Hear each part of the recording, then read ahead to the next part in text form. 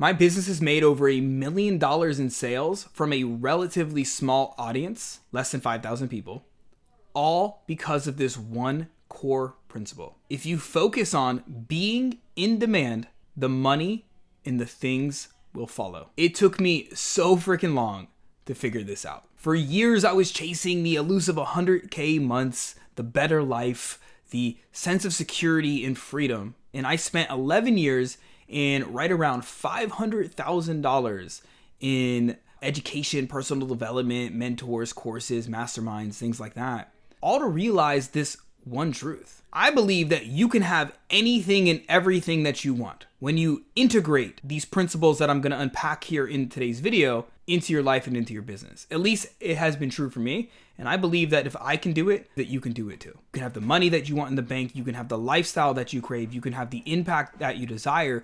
But it all stems from first being in demand.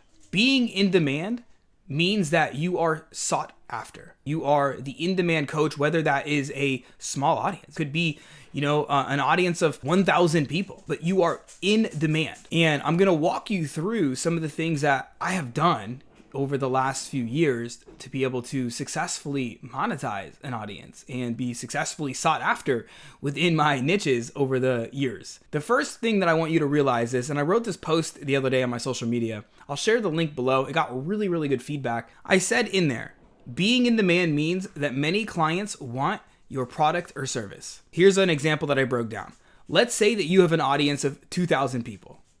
The opposite of being in demand means that you struggle to get clients from that audience, or you struggle to make sales from that audience, right? It's like you're pulling teeth. You're fighting an uphill battle, right? It's like you feel like you're chasing people, and you're like, dude, I feel like I'm good at what I do. I feel like I'm a good coach. I have a good product. Why am I chasing people? Why aren't people coming to me, right? That's the opposite of being in demand. Being in demand means a large amount of your audience. And this is going to depend greatly on a lot of different factors, but we will say 30 to 50% of your audience wants to hire you or buy your product to solve their problem. This means that you're getting a lot of inbound leads. There's a lot of interest in what you do. You're getting a lot of clients and a lot of cash flow coming in. Really simply, that's kind of like the definition in two different perspectives on what not being in demand looks like and what being in demand looks like. Maybe you're on one side of those extremes right now, or maybe you're kind of in the middle. I want you to imagine right now, can you imagine having 30% of 2,000 people? That's 600 clients if you're a coach.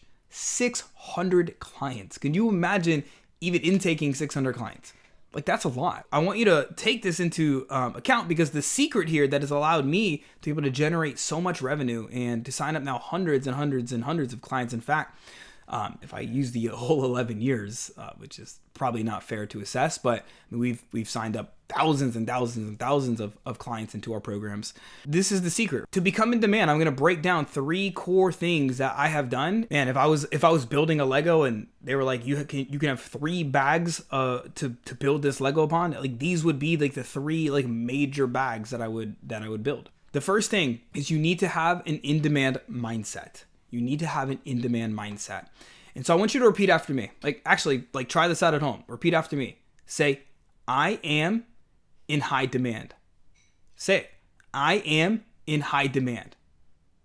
If you are actually playing along at home right now, how did that feel? Like, did you scoff at me when I just said that? Then you're like, dude, that's stupid. Or did you say it and then you're like, yeah, I don't really believe it. Depending on like what your beliefs are right now, what your common thinking is going to dictate a lot of your actions. There's a whole book about it. It's called Think and Grow Rich. And there's been many people well before me that have said the same thing. The things that you think about, the beliefs that you currently hold about yourself dictate how you feel, right? So if you're like core emotion that's fueling your work right now is, say, anxiety, or it's stress, or it's worry, or it's anger, or it's frustration, or it's whatever, is that going to serve you? Are you going to become in demand as a stressed out person? No. Like a stressed out coach, a stressed out entrepreneur doesn't become in demand, right? And so you first have to understand that like you are sought after. And if you're not yet, I'm going to explain how, like from a skill set and strategy standpoint, how I've done it at least. But the first thing is like shifting your own beliefs and regulating your emotions. When you start to do that, when you can start to take control, first become aware of what you're thinking and what your beliefs are. Take control over what you're thinking, the inputs that are going in your head. Like you're the only one that can control your thoughts. At least you can be intentional about it and have that awareness and begin to make those shifts and regulate your emotion. If you're feeling stressed out all the time, like stop, like take care of your physiology. It's like so freaking crucial. At least from my experience, you will not, like you could trudge hard. Like I have been stressed out and I've made a lot of money, but I'm telling you from my experience, you'll lose it all. And it's just not worth it. So it's like get yourself in that right state first. And you're going to find that like that's how you start to have mastery over your business and life. So to be in demand of a market, you first have to be in demand of yourself. Second thing is the ability to communicate your message in a way that connects deeply with your audience, that captivates their attention, and that converts them into prospective customers. When you do this effectively, you will begin to build a tribe, aka a community of people that want to buy your stuff, that are hanging around your audience. At any given time in my businesses, I've had around 3,000 to 5,000 people that are actively engaged with my stuff. And there's a percentage of those people that they're like, dude, I vibe with you. I trust you. You solve the problem that I want solved, and they hire me. And that happens continually over the last 11 years. You don't need a large audience, but you do need to learn how to communicate your message in a way that connects with them, that shows people that you are like them, that you're a human being, that you've solved the same problems for yourself or for lots of other people, that you have similar or the same values or beliefs that they share. You want to be able to captivate them. Are you sharing things that are intriguing, that are going to hook their attention in, that are going to, provide enough value to them that they want to stay around, right? They want to be able to continue to consume your stuff, right? Whether it's just one piece of content or it's over the long haul. And is your message actually converting them? Are you shifting people's perspectives? Are you shifting the way they think, right? Are you shifting the way the way they feel? Are you providing them opportunities through your call to actions and through your content and marketing strategy to be able to do business with you? Getting those things down is absolutely crucial. And then number 3 is going to be stacking money-making skills. The skill sets pay the bill sets. Skills are your only guaranteed way to control your income. I can tell you this, and I'll just be transparent. I have made a lot of money in my time in business, but I've also lost a lot of money. I've made it and I've lost it. And I can tell you this because I have made a lot of money. I've been in a place where I'm like really financially struggling. I've also been in a place where I'm like, things are really freaking good. And then just like that, I've been in a place where, man, things are really tough again. And the only thing that has allowed me to be able to confidently and with conviction and just truly having faith, knowing that I'll get out of this, is because I know I have skill sets. And these are going to be skills like copywriting. So you can use words to turn strangers into prospects. Like when you know how to literally write copy or even speak, right? And that's the second skill, speaking on video. So you can captivate attention and you can influence humans to take action.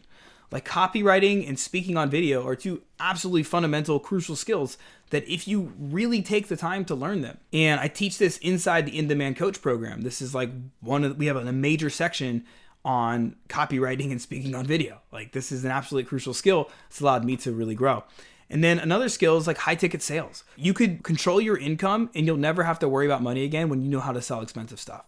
This is going to be relative to like what you're offering. I remember I sold a $7,000 weight loss program. Somebody really needed it bad. And it was one-to-one. I was giving them coaching on Zoom calls. It was like really intense. It was almost like life coaching. I've sold $25,000 packages now. I'm sure over my career, I'll probably sell it way higher. You knowing how to sell your product, which starts with your conviction, and we'll get to that in a second, with your conviction is absolutely crucial, right? It's a skill set. I can go to the grocery store right now and I can strike up a conversation with somebody and I can figure out if they have a problem. And if they have a problem that I can solve, I can provide them a solution. My friend, welcome to being an entrepreneur. This is what it's all about. Another skill set is focus and consistency. So you can say no to new shiny objects. And so you can continue to do the boring work despite discouragement or despite being bored. One of the number one things that kills a lot of entrepreneurs, a lot of coaches' dreams is they can't stay focused. Like I tell people in our world, like literally, like I give them I help my students break down the exact amount of call offers they need to make, the exact amount of calls they have to book. I give them the exact content strategy they need to employ. It's like a lot of times, like once people come into our world, like they know what to do. And then there's education around how to do it and there's coaching around how to do it.